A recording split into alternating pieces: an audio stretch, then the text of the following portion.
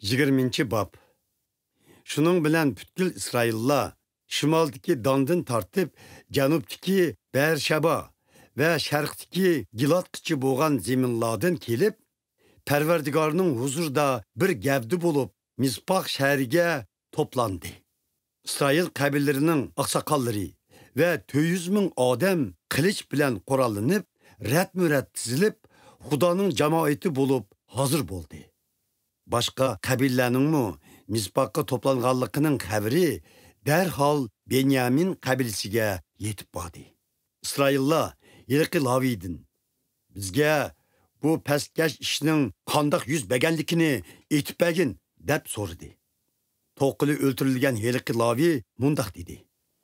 Men to'qilim bilan Benyamin qabilasiga taba bo'lgan Gibaqqa keldik ve kechida shu yerda qo'nib qolmoqchi bo'ldik. Kechida Gibaqliqlarning aqsoqollari kelib, men tushgan uyni qorshib elib, meni o'ltirmoqchi bo'ldi. Ular mening xotinimga pastkashlik qilib, uning o'lishiga sababchi bo'ldi. Shuning bilan men to'qilimni parchalab, İsrail xalqining mirosi bo'lgan har bir zaminga avatdim. Chunki Gibaqliqlar İsraillar orasida shundoq nomussiz ve iflas iştin birlik qildi. İsrail xalqi bununla özünla bir nemi dangla. Şunun bilen xalq birdek.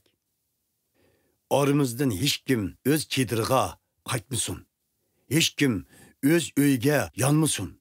Çek taşlap Gibaqqa qarşı qandaq uruş qilishini bekitayli. Biz İsrail qabillaridagi her 100 odamdan 10'ni, 1000'dan 100'ni yoki 10 mingdan 1000'ni tanlab qo'shinni oziq-tulik bilan ta'minlashga qo'yimiz. Qo'shinimiz Benyamin zeminidagi Gibaqqa yetib borganda, Gibaqlarning İsraillar orasida qilgan nomussizligi uchun ularni jazolaymiz deyishdi. Shuning bilan İsraillar bir gavdi bo'lib, birlikda Gibaqqa qo'shin tartishdi.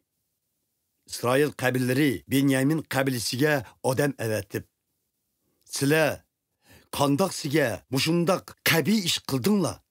Sizlar hozir Gibaqdagi heliqi o'ktamlarni bizga chiqarib beringlar. Biz ularni o'ltirib, İsraillar orasidan razillikni yo'qotayli dedi. Benyaminlar İsrail qarindoshlarining so'ziga ko'nmay, aksicha ular o'z shaharlaridan kelib, Gibaqqa yig'ilib, İsrail xalqi bilan urush qilishga tayyor bo'lishdi. Gibaqqa toplangan Benyaminlardan 26 ming qilishlik lashkar ve Gibaqliqlardan xillangan 700 lashkar sapga tizilgan edi. Lashkarlar orasida yana tanlangan 700 odam bor bo'lib, ular so'lg'ay edi.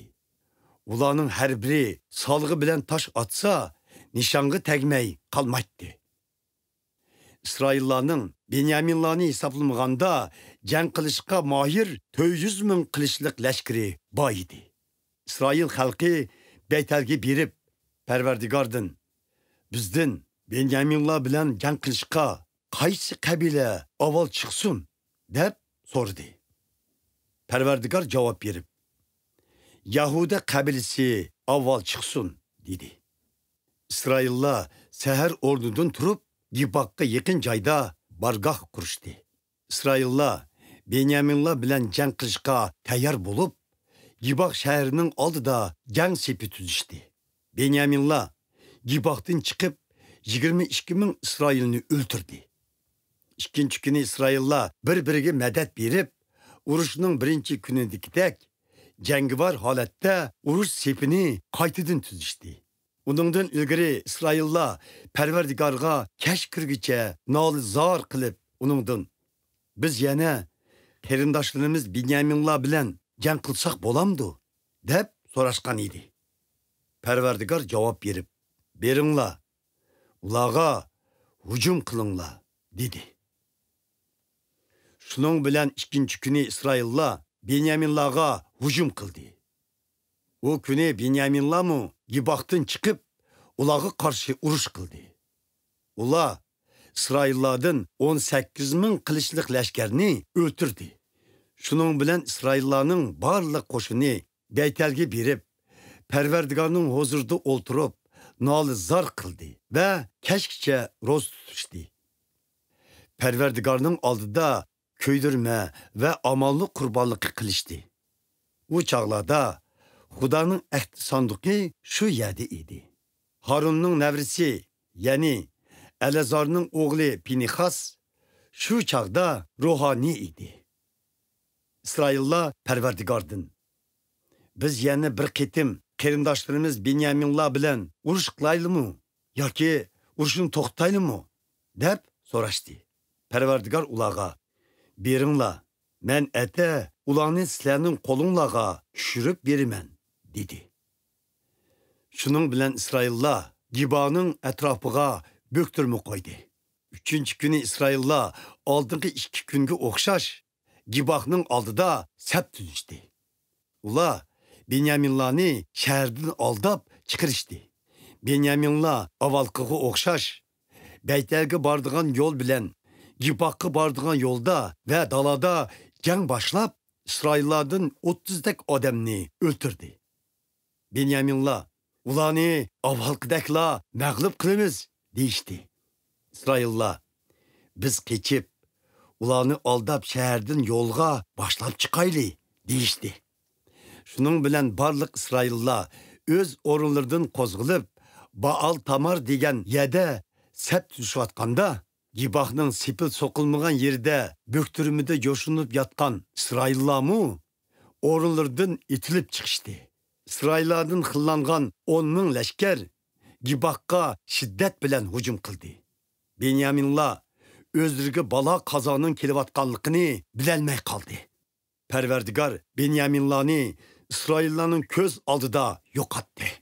Ya'ni İsraillar shu kuni Binyaminlardan 25.100 qilichlik lashkarni o'ltirdi. Shunda qilib Binyaminlar o'zlarining mag'lub bo'lganligini bilib yetdi. Bu jarayonda yana mundaq ishlar yuz berdi.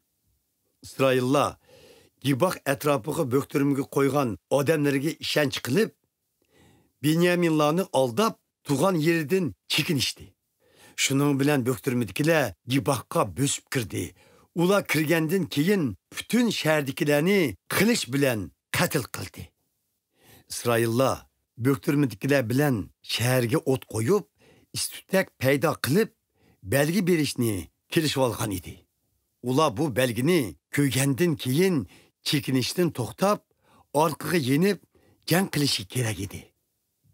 İsraillar qochqon qiyofatga kirib olgan chaqda Binyaminlar ularga hujum qilib, İsraillarning 30 dak odamini o'ltirgan edi. Binyaminlar ularni jazman boshtikidek mag'lub qilamiz deyishdi. Binyaminlar orqasiga qarab, butun shahardan qo'yuq istutakning palakka ko'tarilganligini ko'rdi. Bu chaqda İsraillar kayniga yenib, Binyaminlarga hujum qildi. Ular buni ko'rib, beshig'i bola qazo kelganligini bilib, aloqzodi bo'lishdi. Shuning bilan ular İsraillardan keçib cho'lga qarab chekinishga boshladi. Biroq ular keçib qutulolmadi. Chunki İsraillar atrofdagi shaharlardan chiqib, ularni qirg'in qildi. İsraillar Binyaminlarni qorshab, ularni to'xtamasdan qo'g'lab, Gibahning kun chiqish tarafida yo'qotdi. Shuning bilan Binyaminlarning 18 ming polvonining hammasi o'ldi. Qolgan odamlar cho'ldagi Rimon qiya teshi tarafga qarab qochdi. Yo'l bo'yi İsraillar ularning yana 5 ming odamini o'ldirdi. Keyin ular Gidongacha qo'g'lab berib, ularning yana 2 ming odamini o'ldirdi. Shu kuni Binyaminlarning 25 ming qilichlik polvonining hammasi o'ldi. Qolgan 600 odam cho'ldagi Rimon qiya teshining yeniga qochib berib, u yerda 4 oy turdi. İsraillar Binyaminlarning shaharlariga qaytib berib, ularning barliq odamlari va mol chorvalarini qilich bilan qirib, shaharlarni va uchirgan boshqa narsalarni ko'ydirib tashladi.